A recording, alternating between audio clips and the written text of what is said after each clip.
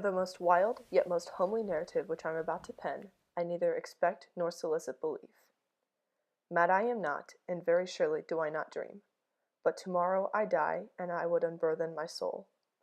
My immediate purpose is to place before the world, plainly, succinctly, and without comment, a series of mere household events. These events have terrified, have tortured, have destroyed me, yet I will not attempt to expound upon them.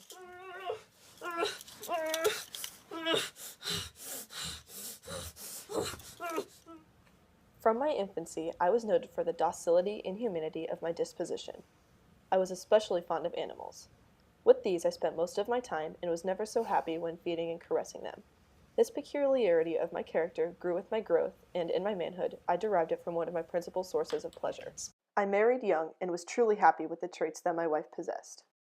She got the booty, and she got the animals. We had, as a couple, one awesome donkey. But most importantly, we owned a gigantic black cat. Its name was Pluto, and I loved him dearly.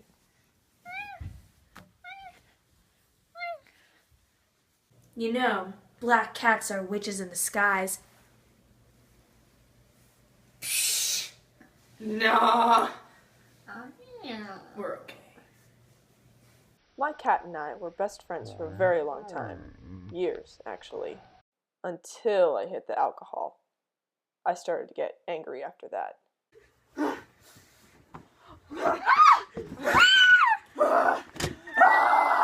One night, I came home, super intoxicated. Honey, I'm home!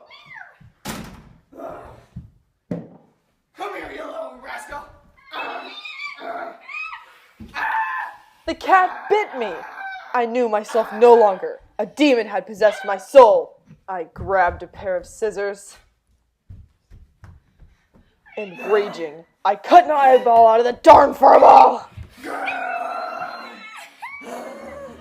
I blush, I burn, I shudder while I pen the damnable atrocity. The next morning after I committed the crime, I started to feel guilty. To drown away the pain, I drank another bottle of liquor. I reverted back to my old ways of being an angry old fart for a few days. You dang cat! Why won't you clean something around here?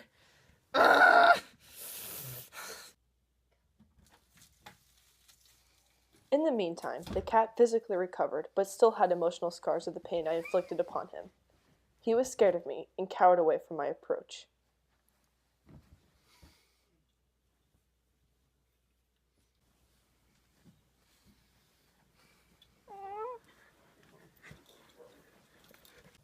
Irration eventually overcame me. I started not to care about my actions, and I almost enjoyed the feeling of doing bad things just for the sake of it. Who has not, 100 times, found himself committing a vile or silly action for no other reason just because he should not? YOLO! So one morning, in cold blood, I strung the cat from its neck from the tree outside my house.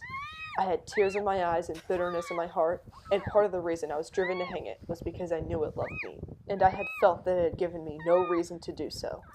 Hung it because I knew I was committing a sin.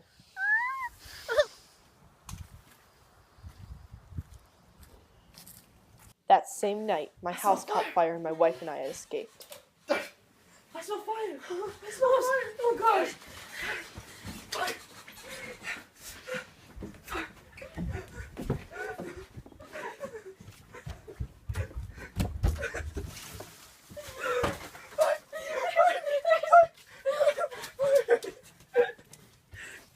We made it!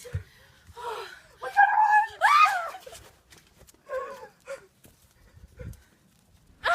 Fire! Help! Fire! 911! Went back later to see what damage had been done. There was a lone wall still standing in the middle of my house. On it was the outline of Pluto, complete with the noose around its neck.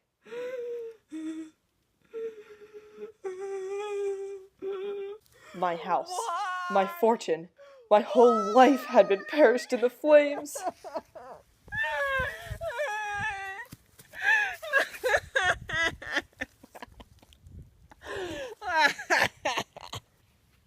Later on, I found a cat that resembled Pluto, except for a white image on its chest. Look at this little guy. Oh, I became attached to the little guy, and I thought we had something real. so cute. Oh, kitty, kitty, kitty, kitty, kitty. Kitty, kitty, kitty. Oh, yes. Oh, yes. Oh, yes. You're so cute, little kitty.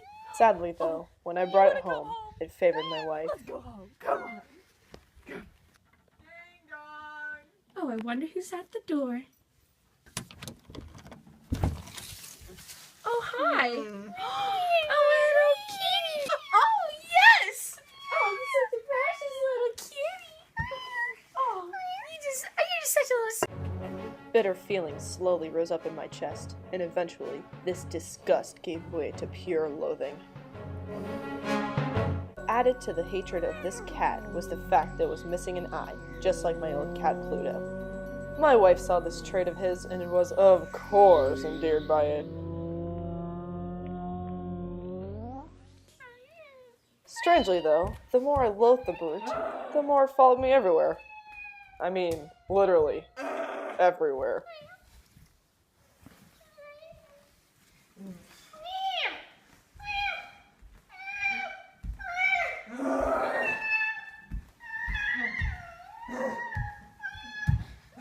One day, my wife, followed by the cat, accompanied me while I was chopping wood outside. I was especially irritable that day. Are you little? No! The swing I had tried to take at the cat was impeded by my wife. The cat was nowhere to be found, but my wife was dead. My next job was to figure out how to conceal the body. So many options. I could cut her up into bits and then burn her. I could dig a grave and then throw her into it. Maybe pack her into a box and ship her away. Or just throw her into a well. But no, those seemed too easy. Instead, I chose to wall it up in the cellar. Just like those good old ancient monks. That didn't seem too original, so of course no one would suspect it. I immediately set to the task of hiding the body. After a few days of labor, my work was complete. I had successfully concealed the body into the wall without one speck of wood out of place.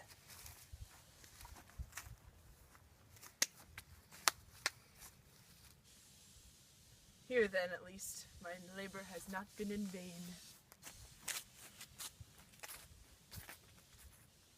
With the dirty work done, my next step was to try to find the beast that had caused all of this. I was gonna kill it the first chance I got. Sadly, the horrid monster did not show itself. Alas, it was scared of me. Of course, I had no guilt to burden me. A few questions about my wife's disappearance had come up, You know, she climbed a but tree they a were few days answered ago. readily. She met a squirrel, and, they kind of took off into squirrel land, and I think they're just cracking nuts and saving up for the winter time, You know the time of year? Right? Ah, okay. Well, that's where she went. The fourth day after the assassination, a policeman came into my house. He invited me along for an investigation of my home. We looked in every nook and cranny of my shelter, even past a wall of concealment without noticing anything.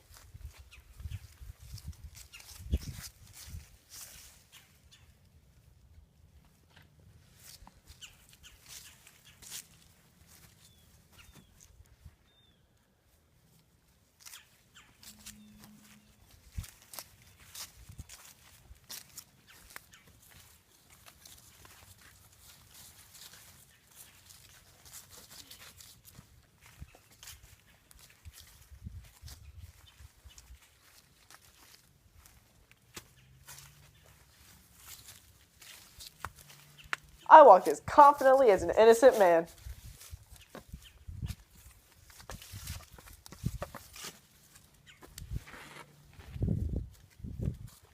As he began to leave my shelter, I had to share with him the triumph I was feeling. I delight to have denied your suspicions. I wish you all health and a little bit more courtesy. By the by, gentlemen, this is a very, very well-constructed house. I may say, excellently well-constructed. These walls... Are you leaving? These walls are solidly put together. Oh, woe is me! No sooner had the reverberation of my blow sunk into silence than I was answered by a voice from within the tomb. Upon the corpse's head, with its solitary eye of fire, sat the hideous beast whose craft had seduced me into murder, and whose informing voice consigned me to the hangman. I had walled up the monster within the tomb.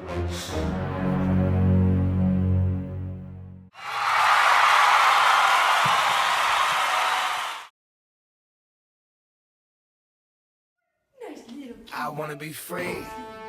I wanna just live inside my Cadillac. That is my and I'll throw it up. That's what it is. MICADILLACB. Can't see me through my tents. I'm riding real slow, and my paint wet, dripping, shining like my 20 bows. I don't got 20 bows, but I'm on those Vogues. That's those big white walls, round them 100 spokes. Old school like old English in that brown paper bag.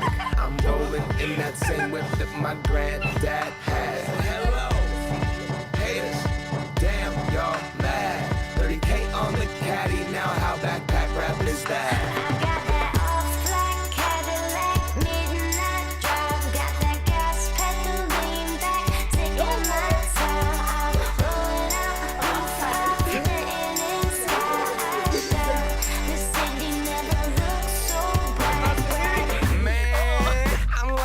In some shit, Bernie Mac would have been prouder. Looking down from heaven like, damn, that's stylish. Smiling, don't pay attention to the mileage. Can I hit the freeway illegally going 120 easy, weaving in and out of the traffic? Can I catch me? I'm smashing, I'm ducking, bucking. I'm out here, I'm looking fucking fantastic. I am up in the classic. Now I know what it's like under the city lights, riding into the night, driving over the bridge, the same one we walk across as kids. Knew I'd have a whip, but never one like this. Old school, candy paint, two-seater.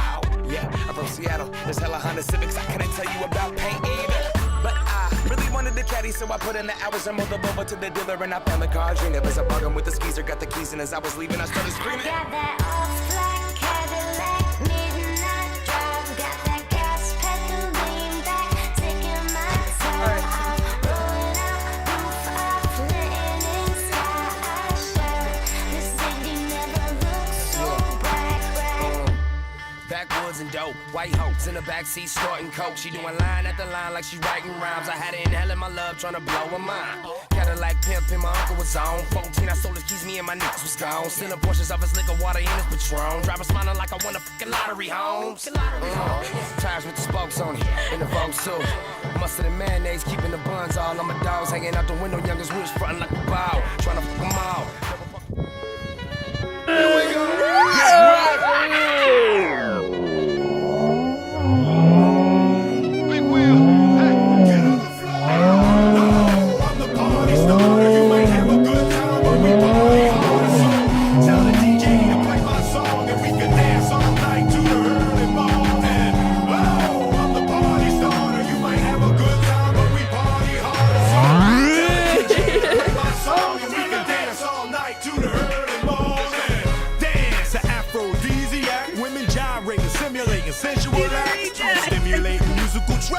I thought I was just gonna come out tonight and get a brew and relax, but no, when you the party starter, it's like you on call, you what the doctor ordered. It's like you gotta block the border to the door and shock them when it's boring.